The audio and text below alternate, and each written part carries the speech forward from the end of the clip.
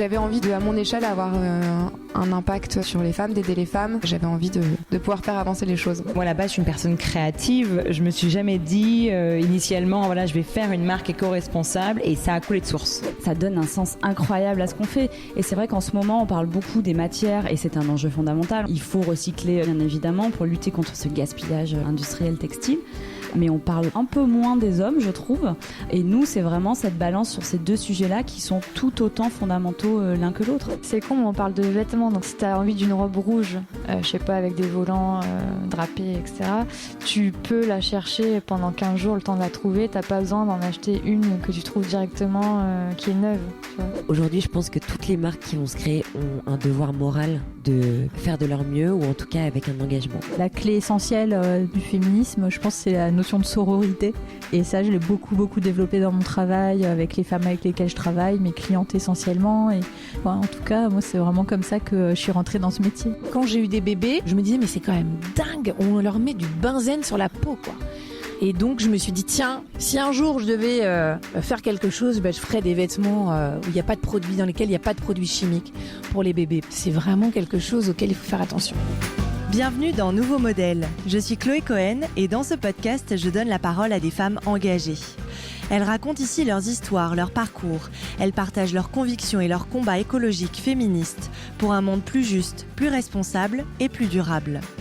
Cette semaine, je reçois Mélodie Thomas, journaliste mode pour Marie-Claire.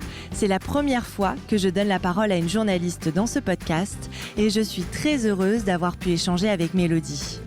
La mode est un sujet passionnant. Parler de mode, ce n'est pas seulement décrypter les dernières tendances, c'est aussi et surtout parler de notre société, de ses enjeux éthiques, environnementaux. C'est parler de racisme ou encore de diversité. Mélodie s'intéresse de près aux questions d'écologie, de genre et d'inclusivité dans l'industrie textile. Elle écrit d'ailleurs des enquêtes passionnantes sur ces sujets. Dans cet épisode, Mélodie nous partage sans filtre sa vision de la mode responsable. Elle nous parle du manque de diversité et du racisme systémique dans cette industrie. Et elle nous explique comment elle enquête pour détecter le greenwashing. Avec Mélodie, on a parlé du Ghana, de Black Lives Matter et du prix Pulitzer. Je vous souhaite une très belle écoute. Bonjour Mélodie, merci infiniment de prendre le temps de répondre à mes questions et de venir témoigner sur le podcast. Alors d'abord, j'aimerais bien qu'on remonte un petit peu en arrière pour comprendre la personne que tu es devenue. J'aime bien creuser sur le passé de mes invités. Que peux-tu nous dire de ton enfance, de ton éducation ? Je ne sais pas où tu as grandi, comment ? Alors, bonjour aussi et merci de faire appel à moi pour ce podcast, je suis très contente. Donc moi, c'est assez drôle, je pense. Aujourd'hui, je suis journaliste mode, mais à la base, je viens d'une petite commune française qui s'appelle la Marne, qui est située en Loire-Atlantique et qui compte moins de 1000 habitants. Et donc moi j'ai une maman qui est maternelle et qui est une excellente couturière, et j'ai un papa qui est ouvrier, enfin en tout cas qui l'était, qui est aujourd'hui retraité. Et je saurais pas expliquer en fait, si je saurais expliquer quelque part mon attrait pour le vêtement, tout simplement parce que ma mère a un attrait pour le vêtement, qu'elle a toujours fait très attention à la manière dont mes frères et sœurs et moi étions habillés, particulièrement le dimanche, puisqu'on est en France et que les habits du dimanche ne sont pas quelque chose avec lesquels les mamans rigolent. Et donc, je pense que ça a été un jour assez important pour moi, dans le sens où pas simplement parce que tu vas à l'église, mais vraiment dans l'idée de aujourd'hui on met des vêtements dans lesquels on se sent vraiment beau. Et au début c'est donc ta mère qui t'habille, etc. Mais rapidement j'ai commencé à faire mes propres choix, et très rapidement mes vêtements du dimanche sont devenus mes vêtements de la semaine. J'ai commencé à trahir un peu les traditions françaises à ce niveau-là. Parce que quand c'est tes vêtements préférés, t'as envie de les porter tout le temps. Donc tu commences à les porter à l'école et tu détruis totalement cette idée qu'il y a un jour où il faut être bien habillé et les autres jours de la semaine où t'es bien habillé, mais moins. Je voulais être bien habillée tous les jours. Ok. Bah non, mais c'est chouette. D'accord, donc on comprend d'où vient un petit peu cet attrait pour le vêtement. Et c'est vrai que je suis allée un peu fouiller sur LinkedIn parce que j'aime bien voir un peu ce que tu as fait avant. J'ai remarqué qu'après tes études, tu avais très vite travaillé en tant que journaliste, notamment mode pour différentes publications. Et pourquoi tu t'es dirigée du coup dans le journalisme Bon, la mode, on comprend que tu avais un attrait pour le vêtement, mais pourquoi ce choix ? Alors même la mode, pour être honnête, à la base, je voulais pas du tout être journaliste de mode, je voulais être journaliste musique. Ok. Et il se trouve que le journalisme, en fait, c'était tout simplement parce que je suis quelqu'un qui se définit comme étant très curieuse et que j'aime bien écrire. Et que par conséquent, avec le journalisme, je me retrouvais un peu comme Anna Montana, The Best of Both Worlds. Je pouvais exprimer ma curiosité et tout en écrivant et en pouvant transmettre aux gens ce que j'avais fini par dénicher. Et en fait, quand j'étais à Bordeaux, j'ai fait une partie de mes études là-bas. Avec une amie, on a monté un web magazine qui s'appelle Le Type, qui existe encore aujourd'hui, mais qui a été repris par d'autres personnes, qui était un web magazine culturel pour lequel j'écrivais énormément sur la musique. Et donc, à l'époque, la mode, c'était plus un passe-temps. C'est-à-dire que oui, j'aimais bien m'habiller, oui, j'aimais bien acheter des vêtements, j'aimais bien lire des magazines de mode, etc. Mais je me suis jamais dit, je veux devenir journaliste mode. Ce qui s'est passé, c'est que j'ai eu l'occasion de faire un stage. Je voulais être journaliste musique, je voulais être stagiaire au sein d'un média qui traitait la mode et la musique. Et en fait, en musique, c'était déjà pris. Et on m'a proposé le taf, enfin le job, mais pour être stagiaire journaliste mode. Alors sur le coup, j'étais un peu paniquée parce que je me suis dit bon, je m'y connais en mode, mais alors j'étais pas du tout le genre de fille qui suit les défilés hyper près. J'allais acheter peut-être le Vogue Collection de temps en temps, mais déjà il avait un certain coût. Et puis en plus de ça, pour moi, le rapport aux vêtements, c'était pas forcément un rapport élitiste aux grandes marques. J'ai jamais rêvé, par exemple, quand j'avais 15 ans, je rêvais absolument pas d'avoir un sac Chanel. Enfin, c'était pas du tout, ça faisait pas du tout partie des idées que je pouvais avoir ou des envies que je pouvais avoir non plus. La mode, pour moi, ça a toujours été un rapport très, très intime, un rapport identitaire en fait. Et en fait, j'ai fait ce stage et j'ai compris très vite que j'allais me plaire dans la mode parce que à travers le vêtement, on peut parler de tellement de choses que je savais que c'était une source de sujets inépuisable. On peut parler de mode et d'histoire, on peut parler de mode et de cinéma, on peut parler de mode et de musique, on peut parler de mode et de géographie, on peut parler de mode et de tous les sujets de société qui font l'actualité aujourd'hui et qui feront l'actualité demain et qui ont fait l'actualité hier. Ça sera jamais... la mode est un sujet, pour moi, qui est inépuisable. Un sujet à partir duquel on peut aborder 1 million de choses. Ouais, je suis assez d'accord avec toi. D'ailleurs, aujourd'hui, donc, tu travailles pour Marie-Claire et sur le site de Marie-Claire, on peut lire que tu décryptes la mode d'un point de vue sociétal, comme son rapport aux questions de genre, d'inclusivité, d'environnement. Du coup, j'aimerais bien qu'on commence par l'environnement et la mode écologique d'abord. À quel moment, toi, tu as pris conscience des dérives de l'industrie textile ? Je sais pas si je saurais pointer du doigt un moment crucial. Je dirais, j'arriverai pas à le dater. Ouais. Mais je pense qu'en étant intéressée par l'actualité et en étant intéressée par ce qui fait l'actualité dans la mode, la question de l'environnement m'est apparue comme un des grands enjeux de la mode actuelle. J'ai d'ailleurs fait mon mémoire sur la mode éco-responsable et ce qu'elle voulait dire, ce qu'elle signifiait au sein de l'industrie en termes de grands changements. Et ce qui est aussi intéressant quand on parle de mode et environnement, c'est que c'est aussi un sujet à partir duquel on peut élaborer 1 million de conversations. Quand on parle de mode et d'environnement, on peut en tout cas parler des questions raciales, on peut parler des questions de classe sociale, on peut parler de toutes sortes en fait de sujets quand on aborde de la mode et l'environnement. Ouais, c'est vrai, c'est assez large comme sujet. Et c'est vrai qu'aujourd'hui, il y a de plus en plus de marques qui se disent éthiques, responsables, et puis c'est de plus en plus sur le devant de la scène, on le voit. Toi, comment tu te renseignes sur une marque en tant que journaliste avant d'en parler comme étant éco-responsable, éthique ? Est-ce que tu fais des recherches ? Quelles questions tu poses pour qu'on comprenne un peu quel travail tu fournis en amont avant d'en parler comme étant éco-responsable pour une marque ? Alors moi, c'est vrai que d'un point de vue, en tout cas, à l'écrit, j'ai beaucoup de mal à utiliser... Enfin, Le terme de mode éco-responsable, je vais l'utiliser quand déjà la marque... Généralement, en fait, je crois que je l'utilise quand il s'agit de marques nouvelles qui, dès le départ, ont dans leur ADN cette réflexion sur l'éco-responsabilité. J'ai beaucoup de mal à parler d'une marque éco-responsable en soi, parce que pour l'instant, il n'y a pas de recette miracle sur ces questions-là. Sur la question de mode durable, sur la question des supply chains. Pour moi, en plus, on ne peut pas décorréler...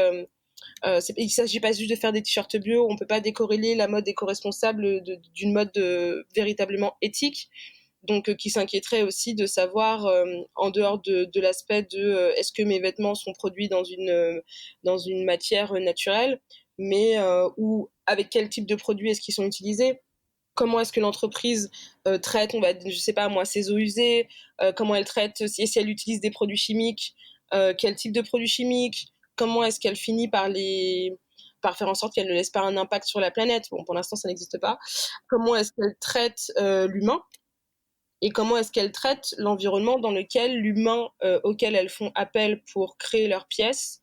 On a vu, aujourd'hui, quand on lit des articles, quand on lit des livres, je pense qu'on a tous en tête d'horribles histoires de femmes au Bangladesh qui sont obligées de dormir sur des chutes de tissus, d'horribles histoires de certaines rivières en Chine qui ont changé de couleur parce que on y déverse des produits chimiques et donc en fait on déclenche des cancers, on déclenche des maladies, etc. Donc dire aujourd'hui d'une marque qu'elle est 100% éco-responsable, je pense qu'il y a très peu de marques qui se permettraient de le faire, même des marques qui aujourd'hui ont à cœur de vraiment développer ces questions-là, ont du mal à dire nous sommes 100% éco-responsables. C'est toujours quelque chose vers lequel tendre et jamais une situation réelle dans laquelle se trouve la marque. Après, je veux aussi dire qu'éco-responsable, c'est malheureusement devenu un mot valise. Et donc voilà, je pense qu'aujourd'hui, en tant que consommateur, il faut qu'on garde en tête qu'aucune marque n'est à 100% éco-responsable à l'heure d'aujourd'hui. Moi, je ne connais pas une seule marque qui, du début jusqu'à la fin, c'est-à-dire du prototype jusqu'à la mise en vente finale, est irréprochable sur les questions d'éco-responsabilité. Donc même quand quelqu'un va vous faire des listes de marques éco-responsables, même quand quelqu'un va vous dire c'est une marque éco-responsable, etc. Moi j'ai eu le cas par exemple avec une amie qui me dit ah là là j'ai acheté des vêtements de sport éco-responsables auprès d'une marque, etc. Donc je lui dis ah bon ça m'intéresse parce que je suis toujours curieuse de découvrir de nouvelles marques. Donc je lui dis montre-moi le compte Instagram. Déjà je tombe sur le compte Instagram et je suis un peu gênée parce que l'esthétique me dit que ça sent quand même un peu le bullshit derrière. Mais bon, je passe ma première approche. Et moi un truc que j'adore faire, c'est une fois que je découvre une marque, d'autant plus sur Instagram, le premier truc que je fais c'est aller sur le site internet et je veux lire le à propos. Je veux lire ce que la marque a à dire d'elle-même. Et les marques qui sont, en tout cas les marques qui tendent à améliorer leur impact sur l'environnement, ou en tout cas à l'amoindrir, sont très très claires. Elles vont être très transparentes sur les endroits où elles font fabriquer, elles vont être très transparentes sur le type de matière qu'elles utilisent, elles vont être très transparentes sur tout un tas de choses.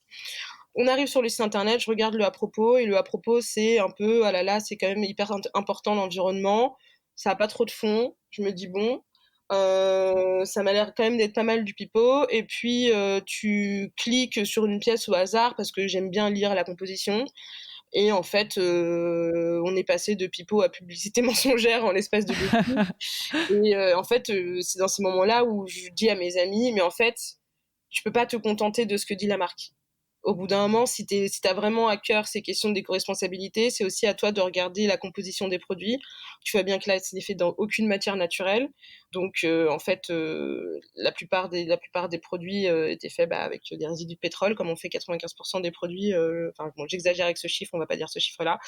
On va dire comme le font beaucoup de marques. Voilà, il y a plein de marques qui aujourd'hui utilisent majoritairement des matières qui sont faites à partir de pétrole. Et pourtant, cette marque n'a aucun problème à se dire éco-responsable. Donc ouais, pour moi, c'est devenu un mot valise et j'essaye d'éviter de l'utiliser. Malheureusement, aujourd'hui, quand on parle en tout cas d'un point de vue journalistique, On n'a pas un mot qui simplifierait du point de vue du lecteur et qui dirait c'est une marque qui tend vers l'éco-responsable. Ça intéresse personne. Ouais, c'est vrai. Pour être éco-responsable.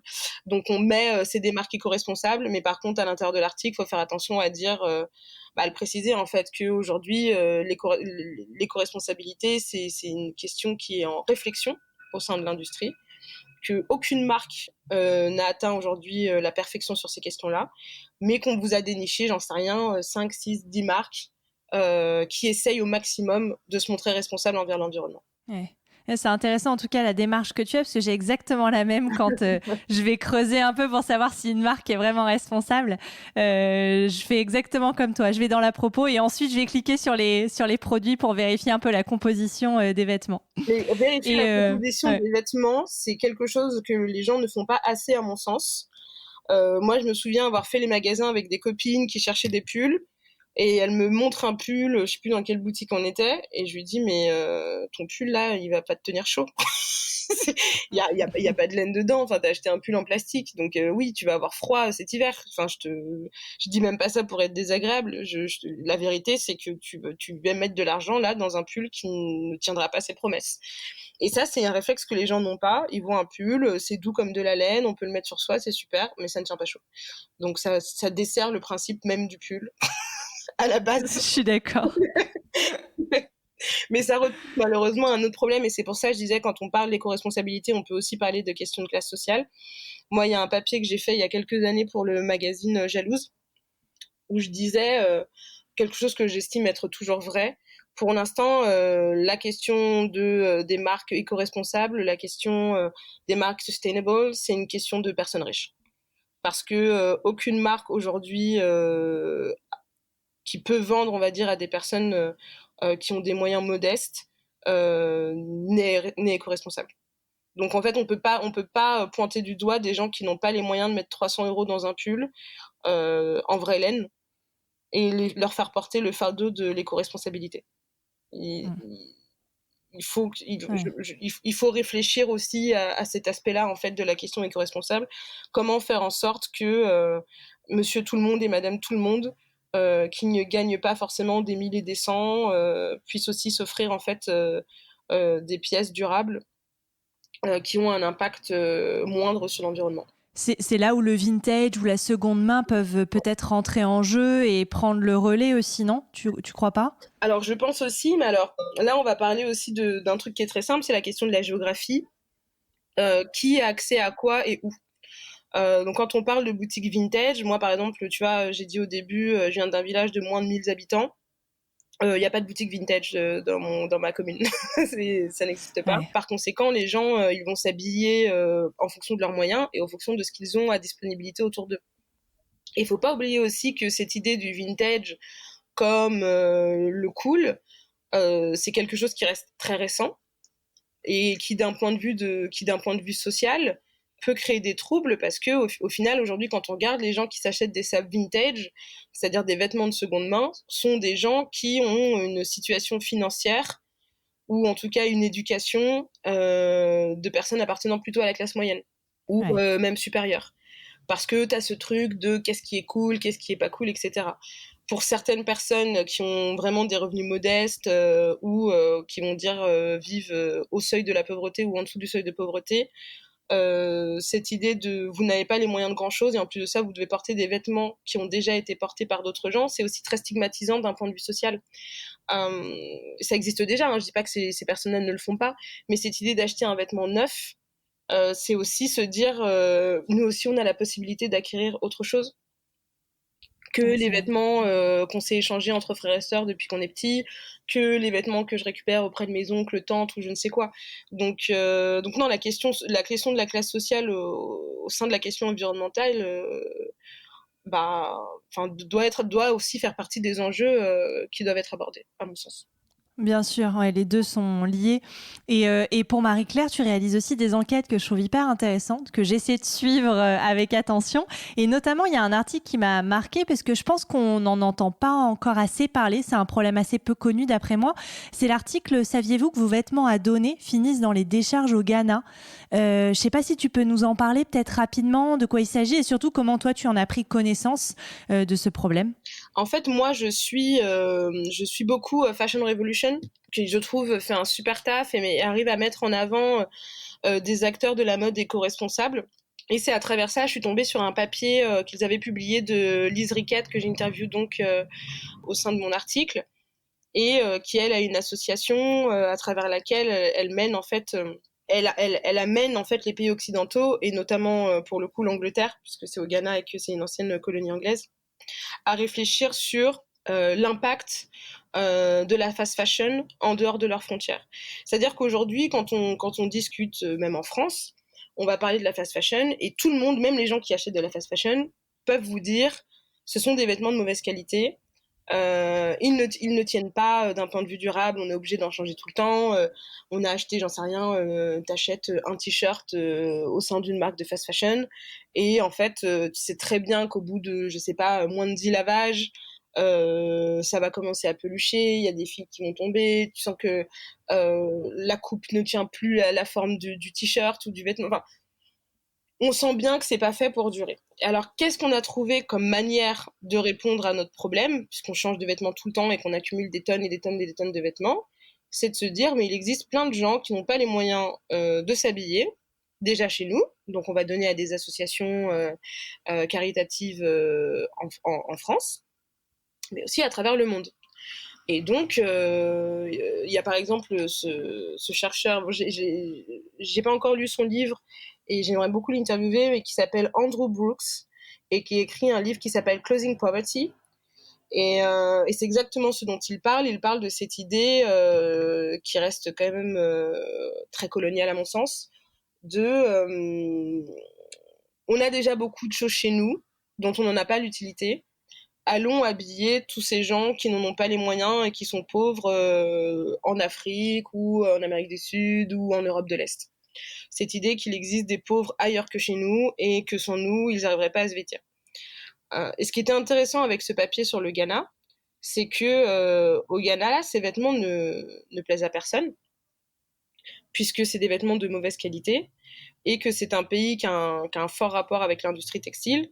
C'est un pays où les gens vont chez le tailleur et n'ont pas l'habitude d'aller dans les rayons de magasins de fast fashion pour s'habiller avec des vêtements génériques. Ils ont l'habitude de porter des vêtements qui s'adaptent à leur corps, ou en tout cas qui sont faits à partir de leur propre mensuration. Et par conséquent, ce que nous, on envoie dans l'espoir d'habiller les pauvres finit en fait en déchets textiles, dans des déchetteries à ciel ouvert, finit par se déverser dans les points d'eau, notamment les océans.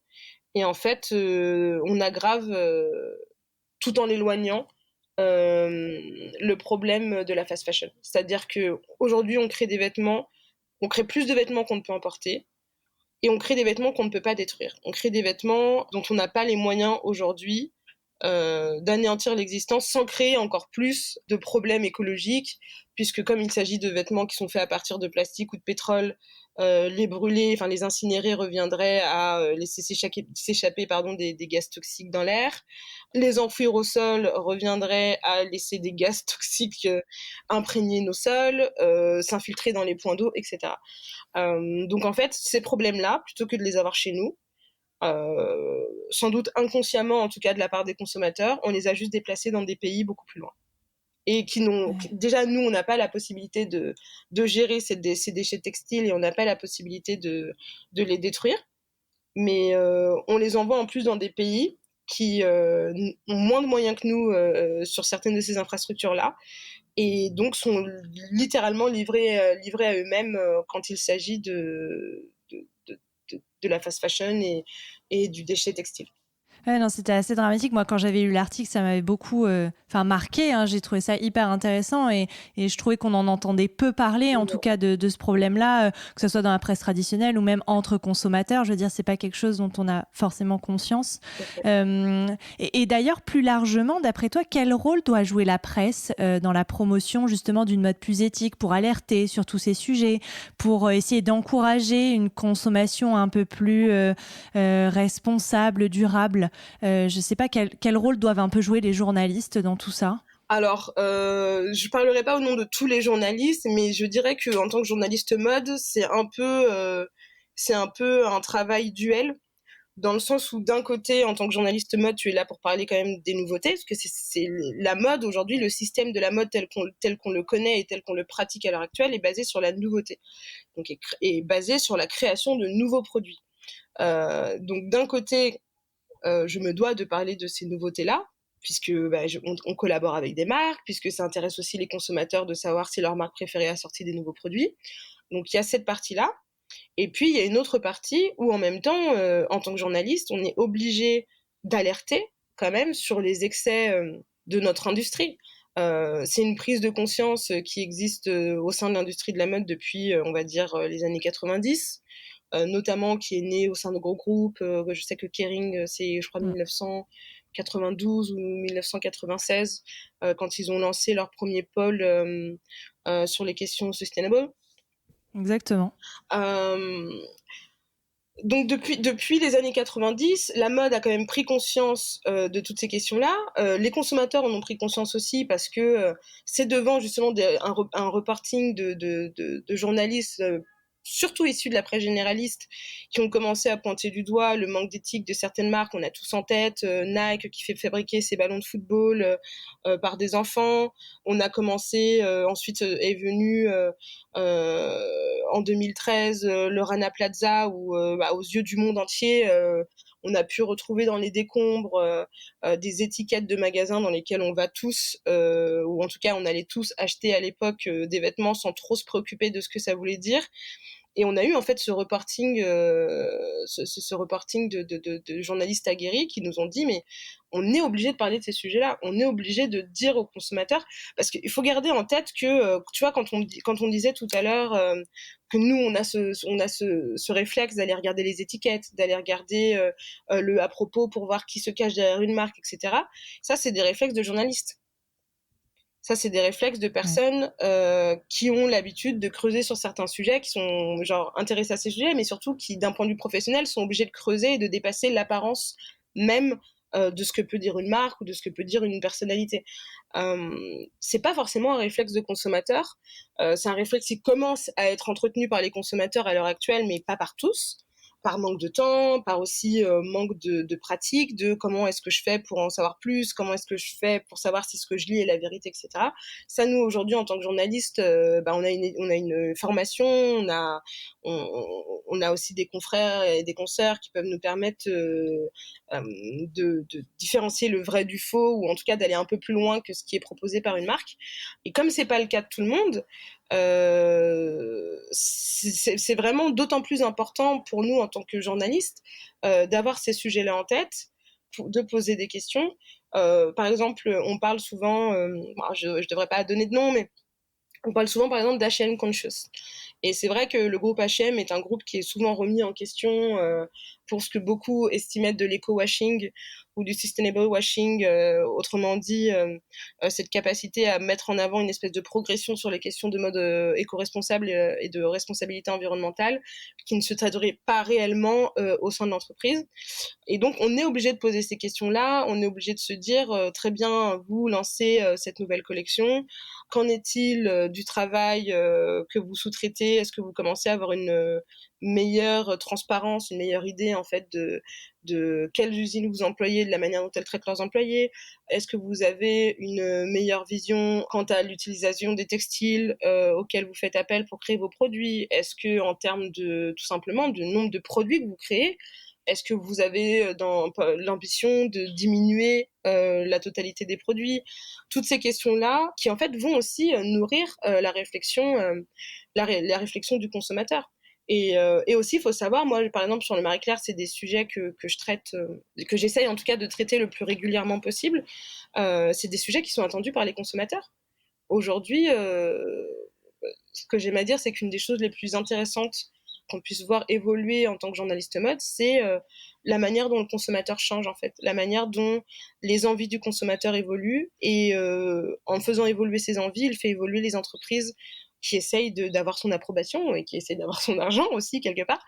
Donc, ouais, l'évolution du consommateur sur ces questions-là, sa prise de conscience sur les questions de mode environnemental qui sont donc nourries par le travail journalistique, oui, pour moi, c'est des indispensables, en fait. Ouais, bah oui, c'est ça qui motive aussi. Et puis j'imagine que c'est aussi, en fonction de la demande, ce que les gens ont envie de lire, ou en tout cas, si les gens se posent des questions sur certaines thématiques, les journalistes en face tentent d'y répondre tant bien que mal. En tout cas, c'est un peu notre travail d'essayer de répondre à ces questions. Et je me demandais aussi, parce qu'il me semble qu'on en avait discuté toutes les deux quand on s'était rencontrés, il y a avant toute la crise et tout, quand on pouvait encore se voir lors d'événements. Et je me demandais comment tu fais pour parler de sujets engagés tout en respectant évidemment les annonceurs du magazine qui font vivre le magazine, et c'est indispensable. On connaît les difficultés de la presse, donc on peut pas faire sans. Moi aussi, c'est une thématique que je vais aborder petit à petit pour le podcast. Ouais. Et comment toi tu fais pour avoir cette balance entre sujets engagés, annonceurs qui sont pas tous forcément engagés, ou en tout cas au même point d'engagement que d'autres marques? Comment tu fais pour arriver à balancer tout ça? Bon, moi, j'ai comment dire, je pars du principe qu'il faut toujours proposer les sujets. Ensuite, les gens les prennent ou les prennent pas, mais je suis contre l'idée de me censurer moi-même au cas où ça puisse déplaire à un annonceur. Quand on a un bon éditeur, comme c'est le cas au Marie-Claire, j'ai une très bonne éditrice, Élodie Bousquet, qui est la rédactrice en chef du site internet, et qui comprend très bien les sujets que j'ai envie de faire et leur importance, et qui m'aide à déterminer la manière dont je peux les angler, sans forcément... En fait, je pense qu'on peut faire des sujets engagés sans forcément pointer du doigt et dénoncer à tout va une personne ou une marque en particulier. Moi, c'est ce que j'aime dans les sujets que je traite, et en tout cas, c'est ce que j'essaye de faire. C'est j'essaye de leur donner un contexte, et contextualiser, ça veut dire c'est pas forcément la responsabilité d'un seul. C'est vraiment un questionnement que doit entretenir une industrie entière. Et donc, quand on va parler des questions environnementales, par exemple, alors oui, on peut applaudir, par exemple, dès qu'une marque fait un truc qui semble aller dans le bon sens.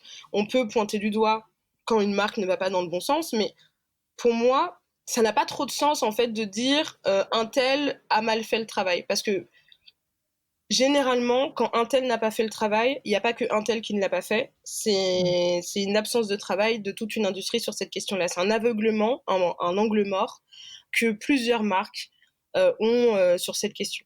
Par exemple, je sais pas, moi par exemple, je pourrais écrire un papier demain sur comment l'eau est devenue un élément fondamental, une source d'engagement fondamentale pour les marques. La question du traitement des eaux usées, la question des ressources d'eau qui sont consommées au moment où on fait un vêtement, tout ça, c'est des choses dont les marques parlent constamment au sein de leur communiqué de presse aujourd'hui. Et ça, c'est un sujet qui en dit autant que si j'allais dénoncer toutes ces marques qui utilisent de l'eau de manière inconsidérée. Pour moi, la vraie question, c'est pourquoi et comment l'eau est devenue un enjeu aussi important au sein de marques. Donc ça, par exemple, c'est sur les questions d'environnement. Quand on veut parler des questions de ce qu'on appelle aujourd'hui la diversité ou l'inclusivité, c'est-à-dire mettre en avant et même plutôt mettre sur un point de vue sur un pied d'égalité des personnes, peu importe leur couleur de peau, peu importe leur âge, peu importe leur corpulence, peu importe leur genre, peu importe leur orientation sexuelle. Tu as dû voir passer, j'ai fait un papier il n'y a pas très longtemps sur Karine Roitfeld et cette capacité qu'a la mode à ne pas voir les couleurs. Et en fait, c'est parce que Karine Roitfeld a fait un post sur Instagram où elle a posté une photo d'elle avec la mannequin Anok Yai en disant Anok n'est pas une femme noire, c'est mon amie. Alors, on sent tout de suite la bonne intention qu'avait Karine Roitfeld et dont je ne doute pas. Je suis sûre qu'elle pensait bien faire en disant il faut dépasser la question des couleurs, on est tous ensemble, tout ce qu'on veut. Il n'empêche que c'était une phrase qui est révélatrice du comportement qu'a l'industrie de la mode dès qu'on commence à politiser, ou en tout cas à montrer du doigt la place du politique au sein du traitement des minorités raciales dans l'industrie. Parce que là, on parle de Karine Roitfeld, mais cette question de ah mais on s'en fiche des couleurs au sein de la mode c'est pas une problématique Roitfeld, c'est une problématique de l'industrie de la mode en elle-même.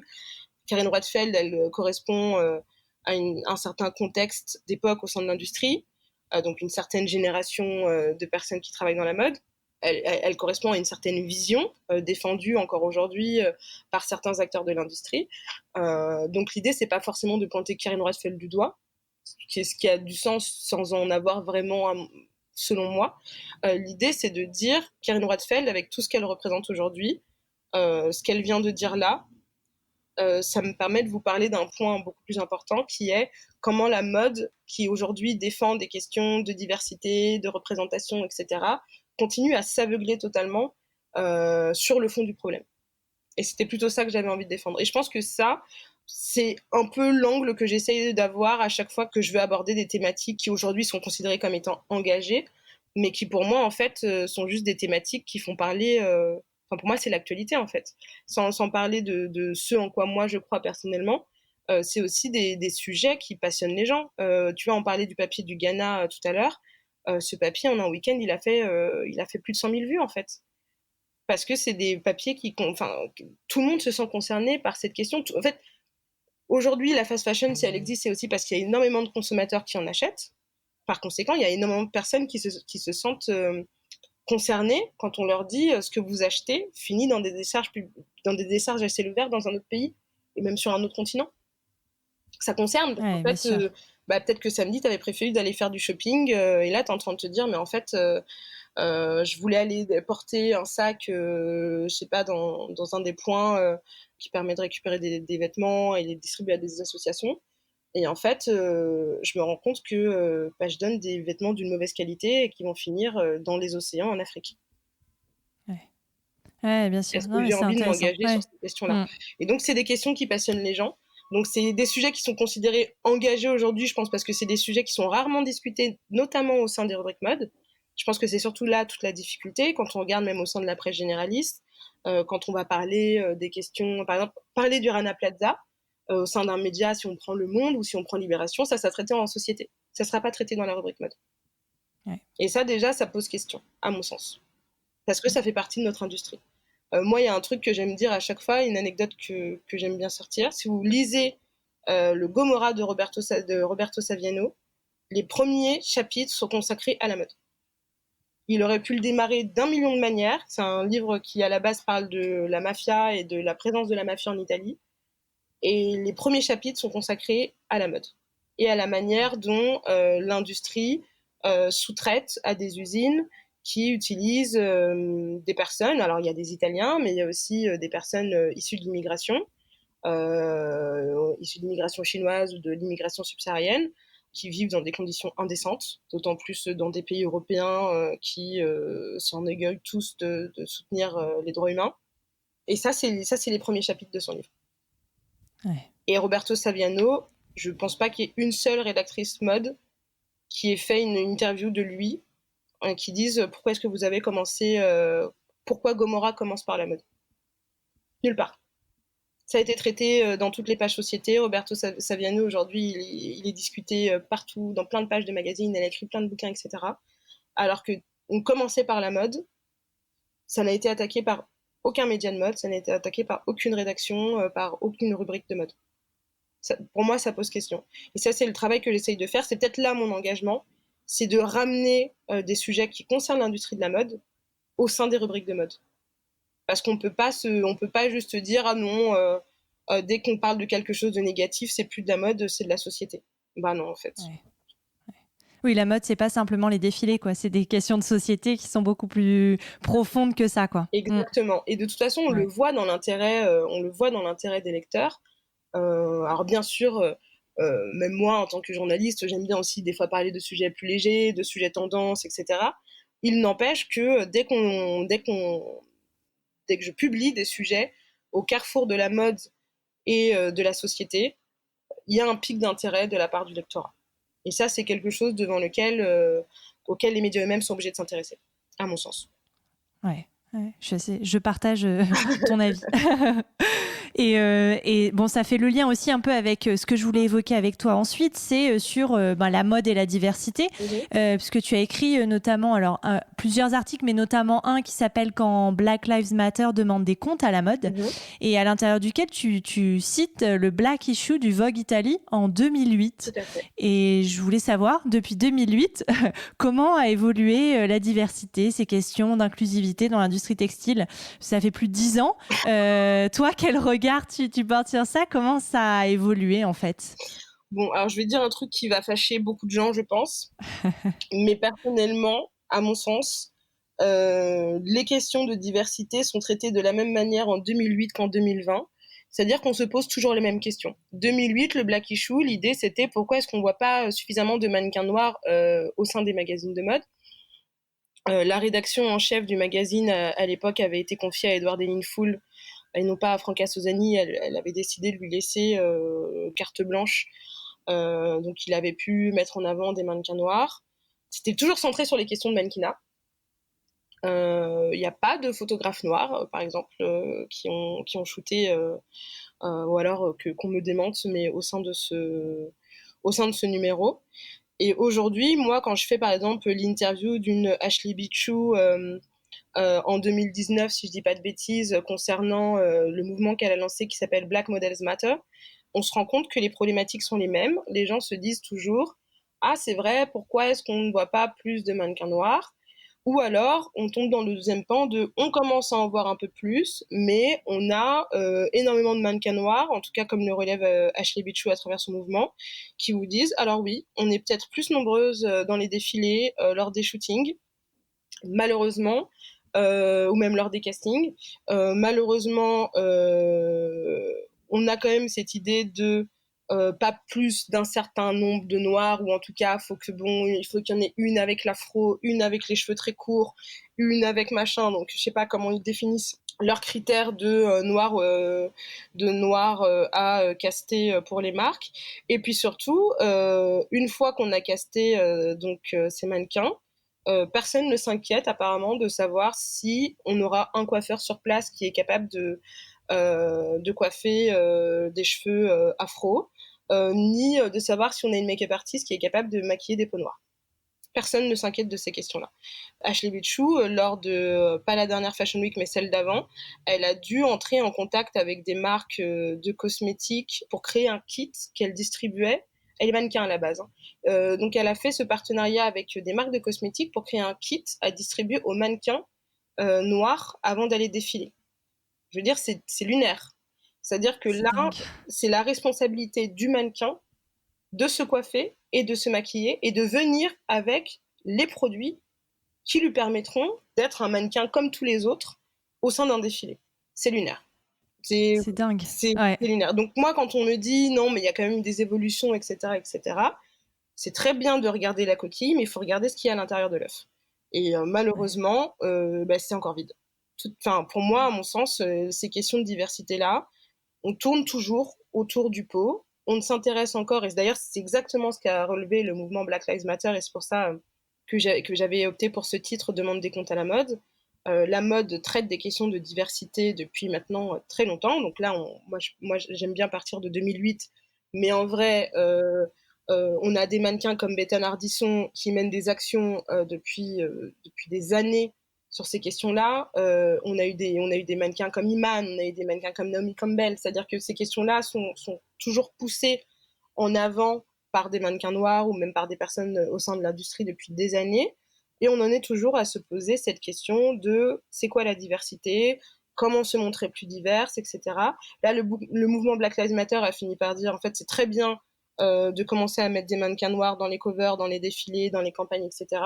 Mais vous auriez peut-être moins de casseroles taxées de racistes si vous aviez aussi au sein de vos équipes, c'est-à-dire des personnes décisionnaires au sein de marques, qui pouvaient vous dire quand vous allez vous planter ou pas, qui pourraient garder un œil en fait sur, par exemple, on a eu Dolce & Gabbana et les baguettes. Bon, c'est pas sur les personnes noires, mais c'était sur les personnes asiatiques. où on fait croire qu'une personne asiatique ne saurait pas manger des baguettes puisqu'elle essaye de manger des mets italiens. C'était censé être drôle et c'était plutôt gênant. On a des marques comme Gucci qui fait un pull à col roulé noir sur lequel on coud une énorme bouche rouge. Comme ça, quand la personne remonte, ça lui fait les lèvres rouges et tout. Et on le dit, mais en fait, si vous aviez ne serait-ce qu'une seule personne noire au sein de votre équipe, ou en tout cas des personnes noires qui se sentent suffisamment en confiance pour aborder ces questions au sein de vos équipes, ce ne serait pas arrivé. Ça ne serait pas arrivé. Et donc voilà, je pense qu'aujourd'hui, les questions de diversité au sein de la mode, il va falloir que les marques passent la 5e, ou même passent la 2e, tout simplement, parce qu'on ne va pas pouvoir rester sur les mêmes questions 10 années de plus. On le voit bien que ça ne suffit plus pour les consommateurs. On voit bien que là, le nombre de marques qui ont mis le carré noir, #Black Lives Matter, se sont fait tomber dessus, en fait, par des consommateurs et des non-consommateurs enfin, des gens, en tout cas, qui apprécient la marque, comme des gens qui, peut-être, ont juste voulu montrer un ras-le-bol et qui disent, concrètement, qu'est-ce que vous êtes en train de faire ? Concrètement, à part avoir utilisé un slogan, essayer de vous approprier une lutte véritable, qui est forte dans le terme qui est utilisé. Les vies des Noirs comptent, c'est un terme qui est très très fort. Donc, à part essayer de vous approprier ce combat-là, que vous ne menez absolument pas, puisque vous n'embauchez pas de personnes noires au sein de vos équipes, que si on prend la situation aux États-Unis, on sait qu'il y a des disparités économiques dans les paiements entre les personnes noires et les personnes blanches, en fonction également de leur genre, etc. On sait que ces disparités économiques-là existent, enfin, elles sont chiffrées. Donc, quand aujourd'hui une marque dit les vies des Noirs comptent, mais qu'elle ne gomme pas ces disparités économiques et qu'elle n'essaye pas en fait de mettre un terme à l'absence de diversité au sein de ses équipes, ou quand elle a de la diversité au sein de ses équipes, qu'elle n'est pas capable de préserver une ambiance d'entreprise suffisamment bienveillante pour permettre l'épanouissement de ses équipes, en tout cas de ses employés racisés, comment peut-elle affirmer que Black Lives Matter ? Et c'est la question qui a été posée à Anna Wintour, qui a dû se fendre d'une lettre aujourd'hui qui fera date, puisqu'elle a dit cette phrase incroyable, il ne doit pas toujours être évident d'être un employé noir au sein de Vogue. C'est une phrase que je pense qu'elle n'aurait pas sortie il y a 10 ans. En 2008, par exemple, au moment où le Vogue Italia publiait son Black Issue. Je pense qu'Anna Wintour, il y avait déjà des problématiques du même ordre au sein de Condé Nast en lui-même, mais au sein, je pense, on aime bien prendre Vogue en exemple parce que c'est un magazine de mode qui parle à tout le monde, mais je pense que ces problématiques-là, elles existent au sein de toutes les rédactions et au sein de nombreuses marques, et pas simplement les marques qui se sont fait taper sur les doigts ces dernières années ou ces derniers mois. Et cette phrase d'Anna Wintour, quelque part, loin de l'applaudir, puisqu'on a aussi envie de lui dire tu as toutes les cartes en main pour résoudre ce problème, ou en tout cas t'y atteler. Mais en tout cas, c'est quand même une phrase qu'on peut saluer, dans le sens où elle dit, enfin tout haut, ce que vivent de nombreuses personnes racisées au sein de l'industrie de la mode depuis des années. Ouais. Ouais, on sent que de toute façon la mode, si elle veut vraiment combattre, éradiquer le racisme dans ses rangs, il va falloir remettre en cause tout le système, quoi. Vraiment essayer de changer les choses en profondeur. Et d'ailleurs, je me demandais, est-ce que tu penses que les réseaux sociaux peuvent pousser la mode justement à changer en profondeur ? Parce qu'on a vu pas mal de campagnes lancées là récemment sur les réseaux sociaux. Je pense à PayUp par exemple, qui a été lancé sur Instagram pour demander aux marques de payer leurs commandes, ou le hashtag Vogue Challenge aussi, pour mettre en une des personnes racisées, en une de magazines de mode des personnes racisées, même si on l'a bien compris, il va falloir aller au-delà.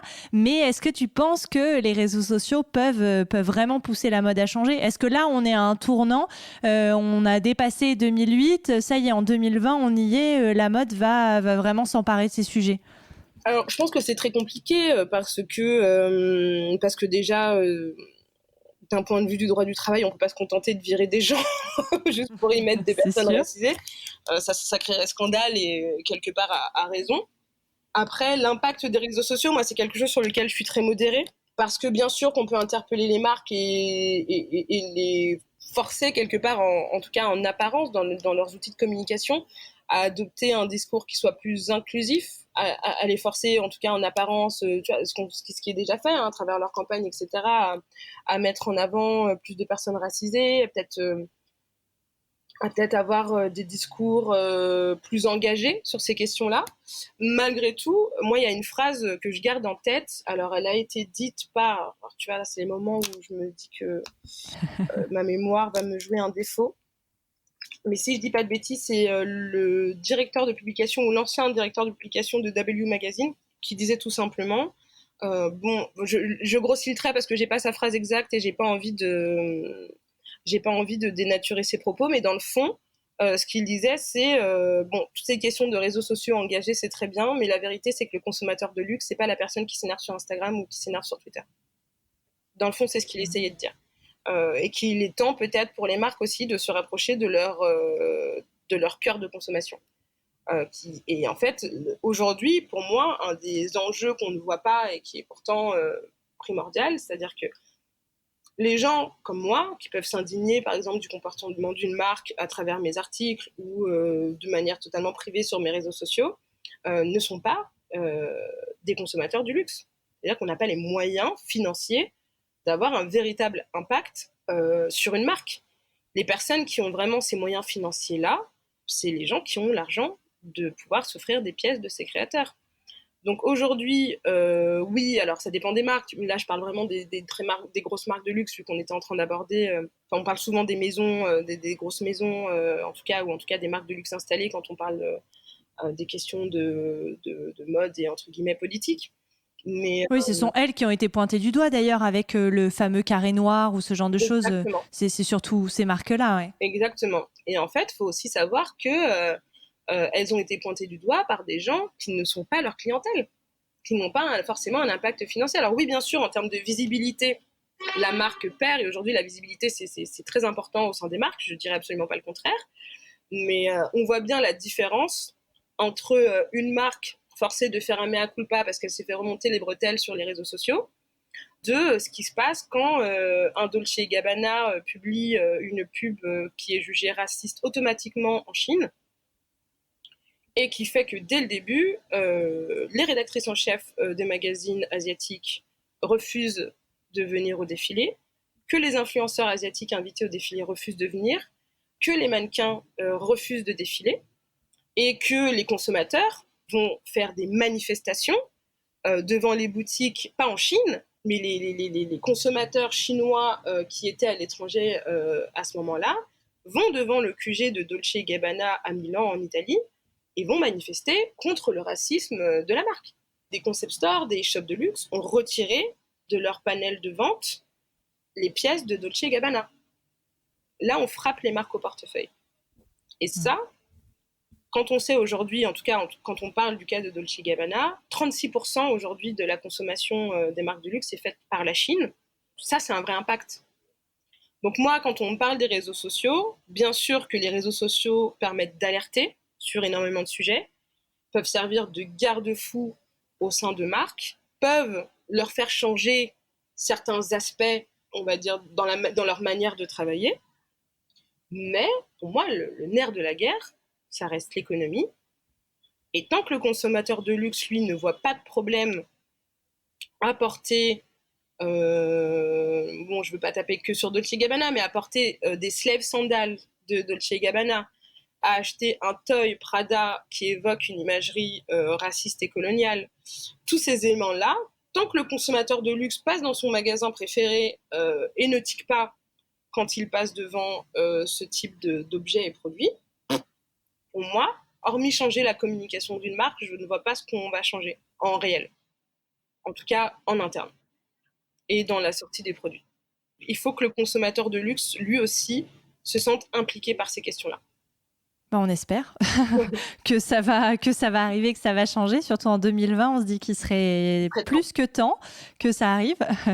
Et pour finir aussi sur cette thématique, il y a un post que j'ai beaucoup aimé de l'écrivaine et journaliste Tansy Hoskins. Alors, je ne sais pas si j'écorche son nom, mais elle a écrit un post sur Instagram, Fashion is Racist, et dans lequel elle dénonce le racisme dans l'industrie textile. Alors, on l'a évoqué, mais elle écrit « Tout comme l'industrie de la mode n'existerait pas sans l'exploitation des femmes ou de la planète, elle n'existerait pas sans l'exploitation des personnes de couleur, des personnes racisées. » Et c'est vrai que les marques exploitent de la main-d'œuvre racisée pour fabriquer des vêtements à l'autre bout de la planète. Il y a eu pas mal d'articles, même en Afrique, je veux dire en Éthiopie et tout, sur des sweatshops, des ateliers de misère. Donc j'imagine que tu es d'accord avec ça. Quel regard tu portes sur ce post-là, la phrase que je viens de te citer? C'est marrant parce qu'il y a un article, c'est marrant, c'est pas du tout marrant.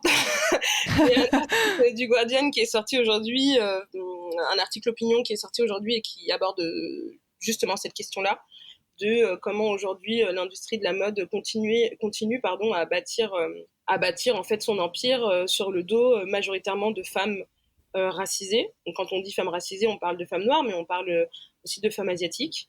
On parle en fait de tout type de femmes racisées à travers le monde. Et oui, moi, de toute façon, je ne vois pas qui peut dire que c'est faux quand on voit où la mode sous-traite ces entreprises. Quand on prend la situation des femmes au Bangladesh, ça résume totalement l'idée de la personne dont tu parlais au début. Oui, les femmes au Bangladesh, aujourd'hui, le Bangladesh qui est un pays qui est considéré comme étant la première usine de la mode dans le monde, elles sont maltraitées physiquement, certaines sont victimes, nombreuses d'ailleurs sont victimes d'agressions sexuelles. Elles vivent dans des conditions situées en dessous du seuil de pauvreté au sein de leur propre pays, dont le seuil de pauvreté est déjà pas très élevé. Elles sont totalement sous la coupe de patrons d'usines qui non seulement ne respectent pas toutes les questions sanitaires, ne respectent pas les questions de sécurité. Il faut savoir que, par exemple, le Rana Plaza, on oublie beaucoup que ce qui a créé le fait que le bâtiment s'écroule, c'est le mouvement des machines à coudre. Alors, il faut quand même on a tous, j'imagine là, les gens qui sont en train de nous écouter sont chez eux ou dans les transports en commun, mais en tout cas, j'espère qu'ils ont un domicile dans lequel ils se sentent bien. Est-ce que vous imaginez ce que ça peut être de vivre dans un domicile où le tremblement de machine à coudre pourrait faire tomber votre immeuble? Ça dit tout ce qu'il y a à savoir en fait sur la manière dont on construit, ne serait-ce que les usines dans lesquelles ces femmes sont employées. Il y a eu un cas juste avant le Rana Plaza, il faudra vérifier le nom, j'en avais parlé dans un article mais j'ai plus le nom en tête, d'une usine qui a pris feu avec toutes les ouvrières et les ouvriers à l'intérieur, parce que pendant très longtemps, il était courant d'enfermer les personnes dans les usines pendant qu'elles travaillent pour être sûr qu'elles ne quittent pas l'usine. Ce type de traitement-là, c'est ce que subissent des gens quotidiennement pour qu'on puisse porter des vêtements. Et ça, faut qu'on se l'ancre en tête. Faut vraiment qu'on se le garde. Faut vraiment qu'on y pense. Et donc oui, la question raciale intervient forcément, puisque je ne suis pas sûre, vraiment pas sûre, qu'on accepterait ce type de situation dans une usine en Charente-Maritime. Ouais. Je ne suis pas sûre qu'on accepterait, comme c'est le cas quand je parlais, par exemple, moi j'ai lu le livre de Dana Thomas, Fashion Police, qui va sortir en français en septembre. Je ne suis pas sûre qu'on trouverait normal si, par exemple, la Loire changeait de couleur parce qu'on laissait les entreprises y déverser des produits chimiques usagés, non traités, et que ça commençait à déclencher des cancers en bord de Loire. Je ne suis pas sûre qu'on accepterait ça. Donc la question, c'est pourquoi est-ce qu'on accepte ça ailleurs? Pourquoi est-ce que c'est toujours, entre guillemets, le même ailleurs pour lequel c'est acceptable de vivre dans ces conditions? Et c'est pour ça, pour moi, que bien sûr que la question du racisme et de la supply chain sont imbriquées. Ouais. Ouais, non, mais clairement. Puis c'est très colonial, en fait, comme vision du monde, de laisser faire ça, finalement. Enfin, déjà, cette vision coloniale, elle existe dès le départ, à partir du moment où l'industrie de la mode, mais toutes les industries en général, hein, là, nous, on parle de la mode, mais il y a quand même eu une échappée, on va dire, des entreprises qui se sont dit ça coûte moins cher de fabriquer ailleurs. Ouais. Alors, la question qu'on se pose, c'est pourquoi ça coûte moins cher ? Pourquoi ça coûte moins cher de fabriquer ailleurs ? Tout simplement parce qu'en fait, on paye les gens beaucoup moins cher. Et donc, on entretient une certaine misère. Et ça, c'est une question qu'il faut vraiment avoir en tête, parce que quand aujourd'hui, on a des hommes politiques qui, concernant l'immigration, nous disent on ne peut pas accueillir toute la misère du monde, et ben moi, j'ai envie de demander si on ne peut pas l'accueillir, pourquoi est-ce qu'on la crée, en fait ? Et en fonction de l'industrie de la mode, quand on regarde, alors bien sûr les marques ont toujours cette excuse de dire nous on fait appel à des sous-traitants, on ne sait pas toujours les conditions, etc. Maintenant vous devez le savoir. C'est aussi ce que demandent les consommateurs, ils veulent savoir. Moi je veux savoir en tant que journaliste, je veux savoir en tant que consommateur, et surtout je trouve inacceptable aujourd'hui quand on sait les conditions, parce qu'aujourd'hui les conditions sont à la une de plein de journaux, de manière peut-être pas quotidienne, mais en tout cas de manière ponctuelle, ça revient tout le temps, les mêmes conditions, les mêmes pays, j'imagine les mêmes usines, ou en tout cas tenues par les mêmes personnes. Il est inacceptable en fait d'utiliser cette excuse parce qu'on a envie de dire, aujourd'hui quand une marque décide de faire appel à un sous-traitant qui va lui trouver des usines, etc., elle devrait décider par la même occasion de dire, de donner ses conditions, donc les conditions d'usine qu'elle estime comme étant acceptables dans le traitement des employés, et elle devrait se renseigner sur, du coup, vous avez choisi quelle usine. Et est-ce qu'on peut envoyer, nous, j'en sais rien, quelqu'un de chez nous, ou est-ce que vous pouvez envoyer quelqu'un de chez vous vérifier les conditions, qu'elle respecte bien ce que nous, on estime être des conditions indispensables pour garantir le niveau de vie des gens et pour garantir leur intégrité physique et morale, en fait. Ouais. Oui, c'est la nécessité de la traçabilité, de la transparence dont tu parles, parce que j'ai écouté un épisode du podcast Programme B de Binge Audio dans lequel tu interviens et tu dis à quel point c'est important aujourd'hui dans l'industrie textile et dans la mode, quoi. Ouais. Moi, c'est un papier que j'ai envie d'écrire depuis longtemps, qu'il faut que je trouve le temps d'écrire. Mais pour moi, aujourd'hui, la question de transparence englobe une mouvance sociétale qui est un peu plus grande et qui est celle que moi j'aime bien nommer comme étant l'économie de valeur.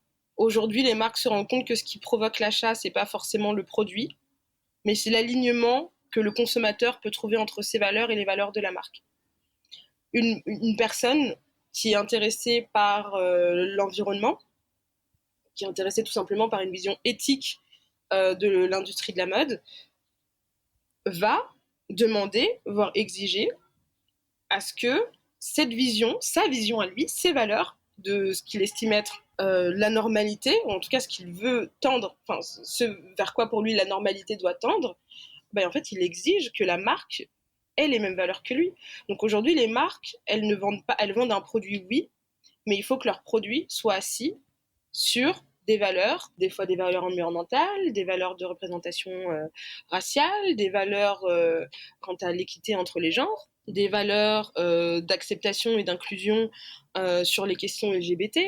Tout ça, c'est aujourd'hui logique pour un consommateur d'acheter des choses à une entreprise, ou à une marque, ou auprès d'une personnalité qui semble avoir les mêmes valeurs que lui. Et ça, c'est quelque chose qui est très, très difficile pour les marques. Alors, celles qui viennent de se lancer, ça leur vient naturellement, parce que généralement, c'est des sujets qu'elles portent au sein de l'ADN de la marque qu'elles lancent. Mais pour des marques qui existent depuis très, très longtemps, ça demande une révision presque totale de leur fonctionnement. Ça demande, aujourd'hui, quand on dit à une marque « mais vous devriez être au courant des conditions de travail de vos ouvrières », au Bangladesh ou en Inde ou en Éthiopie, etc., etc., une marque qui n'a jamais fait ce travail, qui est en train de se dire, alors comment est-ce qu'on fait aujourd'hui pour faire ce type de vérification? Est-ce que ça veut dire créer des nouveaux postes? Est-ce que c'est revoir totalement la supply chain? Et en même temps qu'on parle de droits humains, on parle en même temps de point de vue environnemental, donc il faut aussi garder ça en tête, déplacer la production, la question du carbone, etc. Tout ça, c'est quand on est une marque qui existe depuis très très très longtemps et qui n'avait pas ces questionnements-là au cœur de son entreprise, ces changements-là vont engendrer un coût et vont engendrer aussi beaucoup de temps, l'air de rien. Quand des marques se donnent des objectifs à l'année en disant cette année on essaiera d'avoir tant de pourcents de vêtements issus faits à partir de produits recyclés, on va essayer d'avoir une empreinte carbone qui ne dépasse pas tant, on va essayer d'avoir une consommation de l'eau qui ne dépasse pas un certain chiffre, etc. On s'en rend pas compte, nous, pas forcément, parce qu'on est des consommateurs et surtout on estime, ça c'est quelque part entre guillemets l'arrogance, on va dire, de la jeunesse, on estime que ça devrait déjà être des réflexions qui auraient dû être entamées il y a longtemps, mais en fait on se rend pas compte que l'air de rien, ça demande un travail énorme derrière pour les marques de totalement de se réinventer en fait. Bien sûr, ouais. Et je dis pas que pour des marques, il y a des marques qui font aussi aucun effort, on va pas se mentir. C'est sûr. Non, mais c'est vrai que ça prend du temps quand on veut en plus vraiment faire les choses bien, quoi. C'est-à-dire pas traiter le problème en profondeur, en surface, vraiment aller en profondeur et essayer de régler tout ça, non, bien sûr. Dernière question que je voulais te poser, tu donnes des cours aussi à l'Institut français de la mode et je me demandais quels échanges tu as avec tes étudiantes sur toutes ces problématiques qu'on vient d'évoquer, d'éco-responsabilité, d'éthique, d'écologie, de diversité dans la mode. Quels enseignements, je sais pas, tu essaies de leur transmettre parce que je trouve que l'éducation a un rôle peut-être primordial à jouer dans tout ça aussi. Alors en fait, moi j'anime un cours qui s'appelle Fashion and News avec Alice Pfeiffer. Donc on se départage toutes les deux le cours. On a choisi pour l'instant, et je pense qu'on va continuer comme ça, d'opérer en termes de thématiques. Donc on a une thématique, par exemple mode et corps, dans laquelle on va vraiment aborder les questions de grossophobie, les questions de diversité, etc. Donc, quel corps a sa place au sein de l'industrie de la mode. On va avoir des questions mode et politique. Donc la manière dont la mode intègre la politique ou la rejette au sein de son industrie. En fait, on essaye de prendre en tout cas des thématiques qui font l'actualité, on parle de l'environnement, qui font l'actualité et on essaye de les contextualiser aussi pour dire à la jeunesse qui arrive, qui s'apprête à entrer en fait au sein de cette industrie, que ça soit en termes, parce que la particularité de l'IFM, c'est que il est enseigné autant à des designers qu'à des personnes qui sont amenées à travailler dans le marketing ou dans la direction de marque. Donc c'est vraiment une vision à 360 de l'industrie de la mode et de son avenir.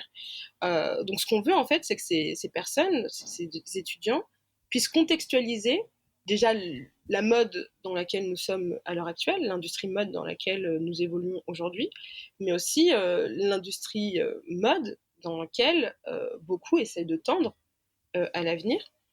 Et ce qui est très intéressant, c'est qu'on voit que c'est des questions qui pour eux sont évidentes. Bon, déjà, c'est des questions qui les intéressent énormément, mais c'est des questions qui leur semblent évidentes. On parle de générations qui... c'est-à-dire que nous, les sujets qu'on écrit, si on veut être honnête toutes les deux, les sujets qu'on écrit, on va dire, depuis entre 5 et 10 ans, sur lesquels on se passionne, qu'on parle d'environnement, qu'on parle des questions raciales, qu'on parle de féminisme, etc. C'est des questions qui, eux, ont nourri en fait toute leur adolescence, post-adolescence, et ils arrivent aujourd'hui. Et en fait, ils ont connu, même en termes de bouleversements mondiaux, ils ont connu aussi énormément de choses. Ils sont beaucoup plus avertis qu'on ne pouvait l'être à leur âge parce que déjà il y a les réseaux sociaux, enfin ils sont en prise en fait avec l'actualité peut-être beaucoup plus que nous, et donc cette idée de contextualiser le travail qu'ils doivent faire leur est beaucoup plus simple, et pour eux c'est intéressant et je pense que c'est primordial. Ça aidera peut-être pas un designer, il va peut-être pas s'inspirer d'un de nos cours pour créer une tenue, je pense que je serais très flattée si on en arrive là, mais je ne pense pas.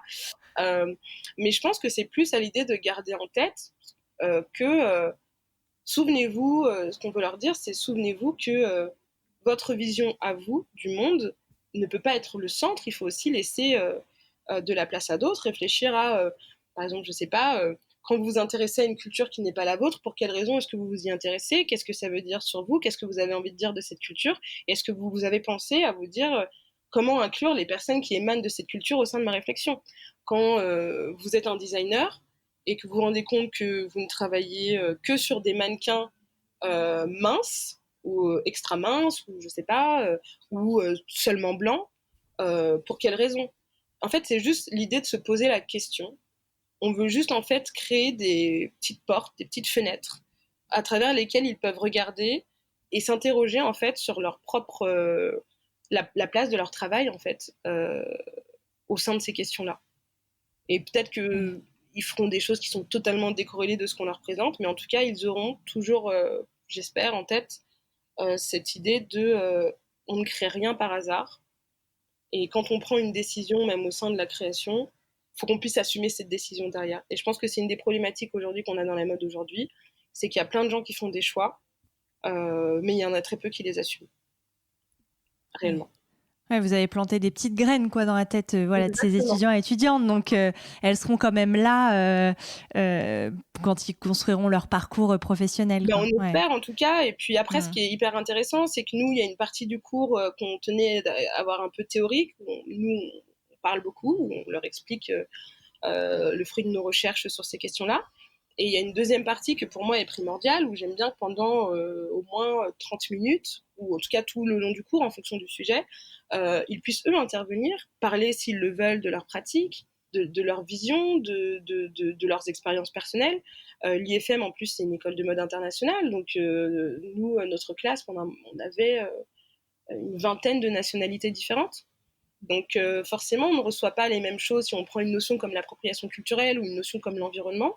Peut-être que le regard n'est pas le même quand on a un étudiant suédois que quand on a un étudiant américain, ou quand on a un étudiant africain, ou quand on a un étudiant français, parce que les politiques de nos propres pays, la manière dont on nous a amenés politiquement et sociétalement à penser ces questions, nous sont également propres. Donc les voir aussi interagir les uns avec les autres et se remettre un peu en question et se rendre compte qu'en fait, il n'y a pas une seule vision d'une thématique, mais plusieurs, et accepter cette pluralité, cette diversité de conversation, et surtout accepter de poser des questions, parce que je pense que c'est aussi une chose qui doit être primordiale au sein de l'éducation, c'est de pousser la jeunesse à s'interroger. Et on en revient à ce qu'on disait tout à l'heure, où quand nous on aime bien quand on commence à voir qu'une marque se dit éco-responsable, se dire en quoi vous l'êtes. En quoi vous l'êtes, alors on va chercher des informations à ce niveau-là. Et juste le fait de pouvoir poser ces questions et tenter d'y répondre, pour moi déjà c'est un énorme pas par rapport à ce qu'on voit à l'heure actuelle. Et je pense que s'il y avait plus de questions qui se posaient dans les entreprises, il y aurait aussi moins de débâcles, bad buzz comme on dit. Ouais. Ouais, je suis d'accord avec toi. Et alors, la dernière question, rituel de ce podcast que je pose à toutes mes invitées. Est-ce que tu as des modèles dans la vie? Des modèles dans la vie. D'un point de vue journalistique, moi, il y a une femme que j'admire énormément et j'espère un jour trouver le courage de lui adresser la parole. C'est Robin Givhan, qui est la critique mode du Washington Post et qui est, messieurs, dames, la seule journaliste mode à avoir remporté un prix Pulitzer. Voilà. Genre, il faut poser les bases dans cette conversation. Robin Givhan, pour moi, qui en plus est une journaliste afro-américaine, elle est la seule à avoir remporté un Pulitzer en tant que journaliste mode. Ça, c'est le genre de modèle d'un point de vue journalistique vers lequel je tends énormément. Parce que, non pas que j'ai la prétention de vouloir un jour gagner un Pulitzer, on ne sait pas. Bon. Bah si. Oui, pourquoi pas. Dans l'idée, pourquoi pas. Mais surtout parce que je pense que c'est ce niveau d'excellence-là, sans vouloir copier ce qu'elle fait, mais en tout cas s'inspirer de ce genre de rigueur professionnelle, s'inspirer de cette vision toujours un peu ce pas de côté toujours de son observation de la mode. Elle a fait par exemple des papiers incroyables sur le procès de Mark Zuckerberg quand il devait répondre sur la question du siphonnage de data de Facebook. Et elle a fait tout un papier sur la signification en fait du costume de Mark Zuckerberg. Lui qu'on a toujours vu avec un hoodie à capuche et des baskets de type cool de la Silicon Valley. Ça, c'est genre un regard sur la société d'un point de vue mode que je pense qu'il est important de défendre, qu'il faudrait entretenir en France. Ok, c'est un très beau modèle. J'aime beaucoup. Et écoute, merci infiniment d'avoir répondu à toutes mes questions et d'avoir pris le temps de nous donner toutes ces informations. Pas de souci, c'était un plaisir pour moi aussi d'avoir été invitée, d'avoir pu échanger avec toi sur ces questions-là. Merci à Mélodie d'avoir participé à cet épisode de Nouveaux Modèles et merci à Thomas Langlin, notre ingénieur du son. Si vous aimez l'émission, dites-le moi avec des mots doux et des étoiles sur vos applications préférées et parlez-en autour de vous. C'est ce qui m'aide le plus à faire connaître le podcast. Pour ne louper aucun épisode, rejoignez-nous sur Facebook, Twitter et Instagram @nouveaumodèle.podcast. Je vous dis à très bientôt pour rencontrer un nouveau modèle.